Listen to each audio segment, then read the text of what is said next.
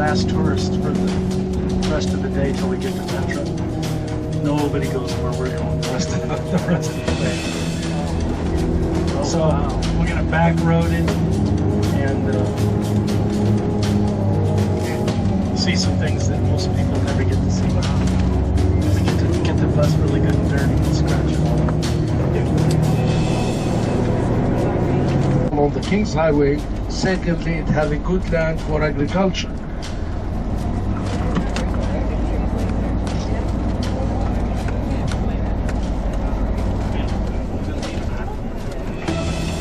I'm taking our driver in these shortcuts. Hopefully it doesn't kill me at the end of the program. You already made it. We just missed the big train. No, I don't want to miss that.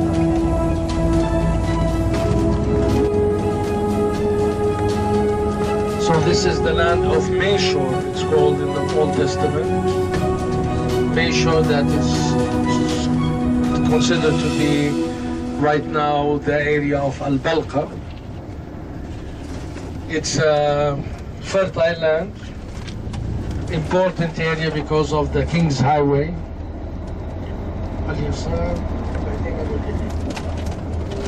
The King's Highway, it's this road that connects the southern part of Jordan with the north.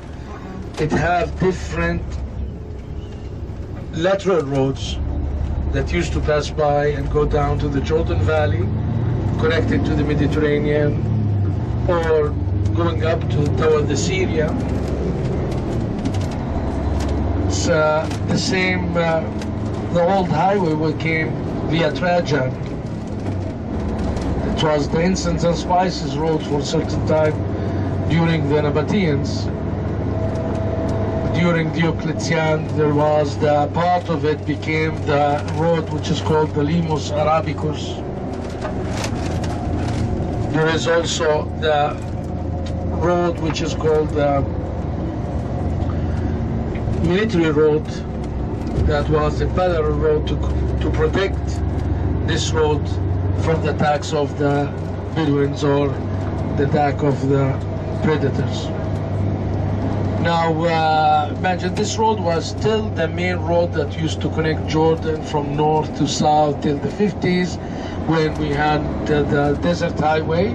The desert highway was then enlarged in the 80s, in the mid of the 80s, because it became a vital road, especially with the war between Iraq and Iran. One of the main axes of goods that went to Iraq was to come through the Jordan area. That's why we needed the road to become higher and bigger. And after 1994, we had a third road that connects Jordan between north and south, and this road by the Dead Sea, which we probably will take a part of it in our way back to the Dead Sea, because of that road was completely closed. And in 1994, after the peace talk, they started to make and to create this new road that it's the, let's call it the lower road of Jordan.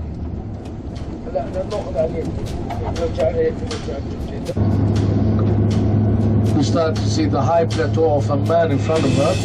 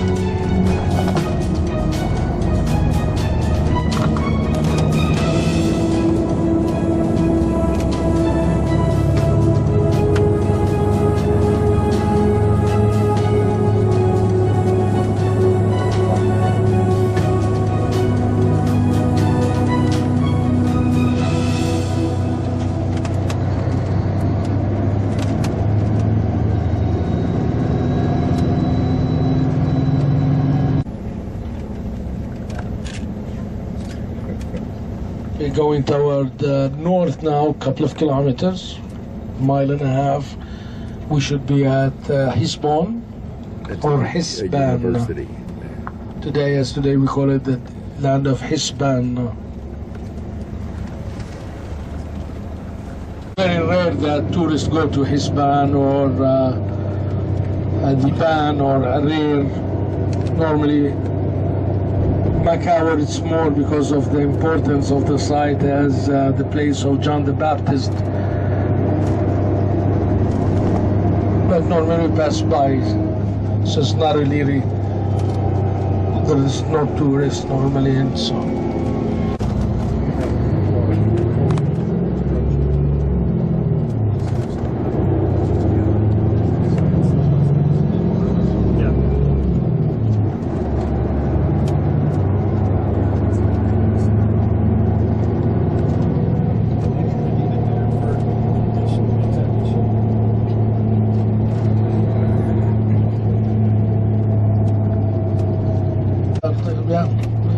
Pollo di Speranza.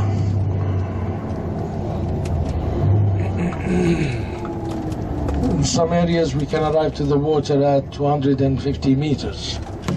Some of them it needs 1,000 something meters. Okay, welcome to Hesbon.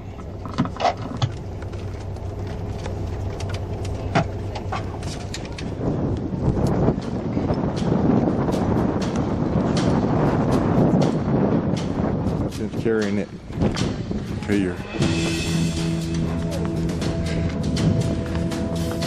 Would you get that rock for me? Carry it? Okay, that'll work. Oh, those my pockets up, will you?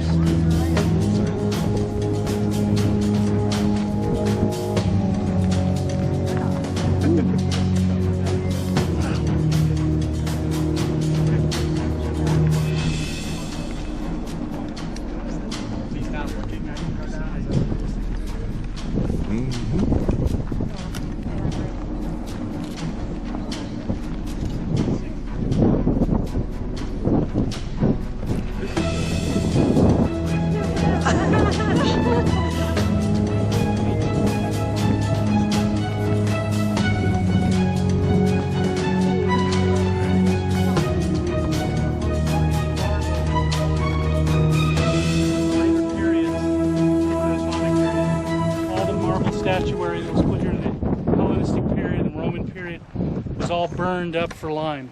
So you put a nice marble statue in a lime kiln, render it down into powder, and use it for plaster.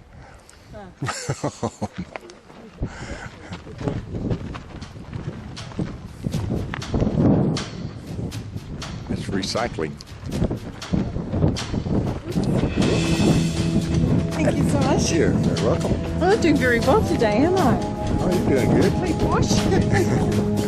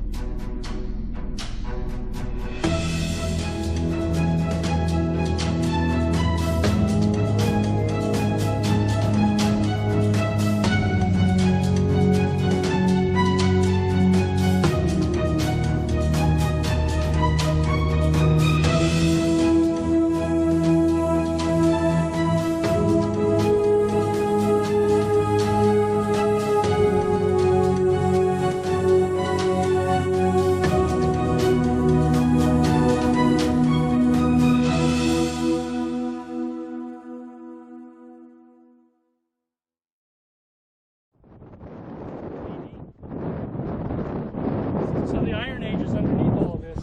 So here you have I think there's a Mameluki like governance This is where they got the floor that we saw yesterday. and the from the visit Islamic period, and then St. have George Byzantine church here. Of course, Byzantine churches are always built specifically for commemorative purposes. It's always a biblical event. So this may have been built in honor of Moses' capture of Hesbon. So this was so many of the sites, locations in the Holy Land are identified by the Byzantines. But as anybody knows, you can't always trust Byzantines. Which is where, Queen Helena, Constantine's mother, spent a lot of time coursing around the Holy Land, asking local people where certain biblical events took place. And she would ask, well, where was Jesus crucified? Oh, they would look around, there. And she would commission a church. Where did Jesus cross the Mount of Olives? Oh, there. They would commission a church. So she would do it. Now, there may have been traditions that were there for a long time that maybe identified some of the sites authentically. Who knows? But the main thing you come away here is that you can see how Moses comes up the King's Highway, and he has to come up the King's Highway because you can't drag a bunch of people that he was having to deal with just through the bare desert. You have to follow an established route. So he has to come up through these kingdoms and sometimes gets a little crossways with the local kings, and he has to fight them. He either has to pay them off, or he has to talk his way out diplomatically, or he has to fight them. And so the king of Hesbon is one that he has to fight and conquer. And so now this is Hesbon possibly, but as I said, there's nothing here that would date to the time of Moses and Joshua. That's problematic. There's another site just off this way, not too far, you can't see it from here, called Tel El-Umayri, which is a Bronze Age city. And it's possible that that was ancient Hesbon, but the Bronze Age city moved over here in the Iron Age. And it's not unusual for cities to kind of move around in the same region and be called by the same name. So that's possible. But what you take away from this is just get a sense of the land, how successful, because you would have this site and you wouldn't see anything else. I mean, just take out all of the buildings, all you would see is just agricultural land to the horizon in every direction. But you might see the bump of another city down there a ways, but the cities are always located along the main arterials. So this is where they're located. This is why this city is here, because of its, it obviously has to have water, it has to have arable land, it has to be a defensible location, which is why you get up like this. You get on a hill, you can build your city wall, you can see people coming from all directions, hopefully. And by the way, that never worked totally. If a really good army wanted to attack and destroy or lay siege to the city, they'd probably win eventually. But if you had strong enough fortifications, and if the weather that year was particularly hot, you might be able to wait, and you had good water supply inside the city, you might be able to wait them out. And so good defenses were always the key, but it didn't always work. So that's, let's just kind of drink in this landscape. This is the Madaba Plain. This is what it looks like whenever we read about Madaba, the Madaba Plain, the King's Highway coming down the plateau. This is the route. This is one of the guardian cities of that route. Stephen, where would Balak, king of Moab, have commissioned Balaam to curse the children of Israel from several peaks around? It seems like they would have been in the plains of Moab, actually down, and we'll talk about that when we get down to Tal Hamam, Abel Shittim, and that area, and he would have actually been in the hills right around. Okay. So close to here, but overlooking the valley and the Dead Sea. It's interesting how that became the plains of Moab, because that actually was conquered by Moab at a point. So by the time Moses got there, it's called the plains of Moab. Okay. But nobody was living there. Nobody was home for some odd reason. I wondered. Okay. All right. Let's head back down. Get a shot. They're probably mixing plastic with stabilization on the wall.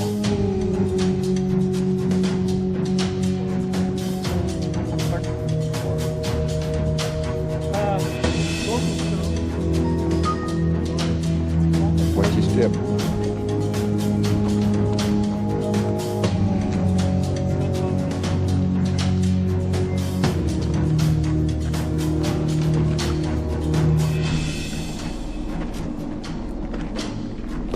Boy, that's a nice arch.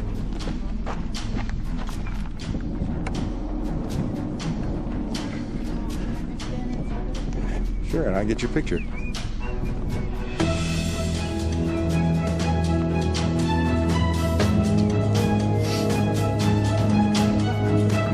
Go ahead. I'll get your picture.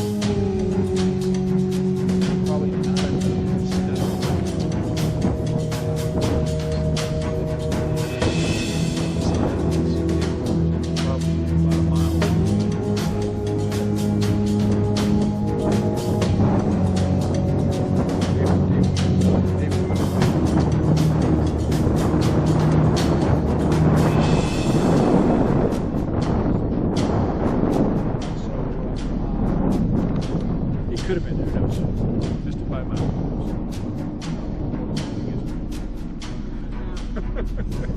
I was like, Mountain View. Guys, like, check out the cool now. But it is kind of fun.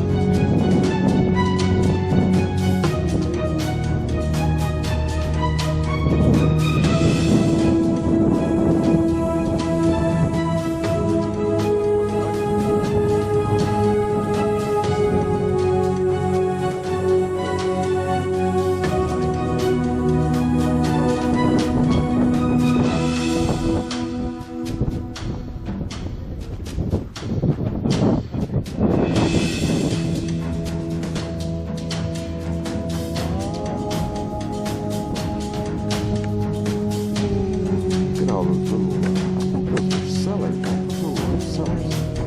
Looks like they've got those little areas quartered off. Little rock fences.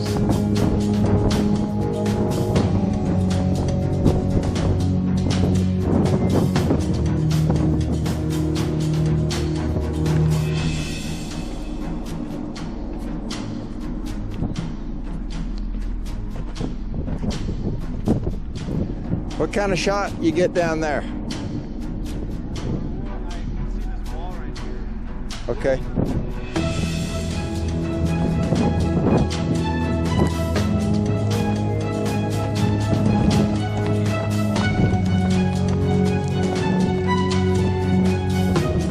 Oh wow, yeah, that's really good. Stratigraphy? Should be stratigraphy. Not stratigraphy, it should be strat. Yeah, archaeologists study changes in layers and their contents to distinguish historical eras.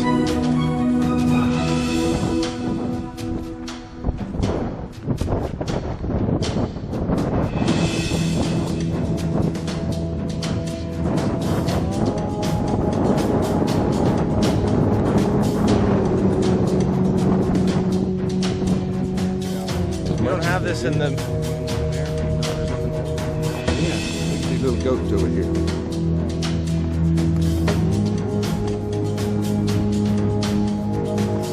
Hey guys, you got you some shade.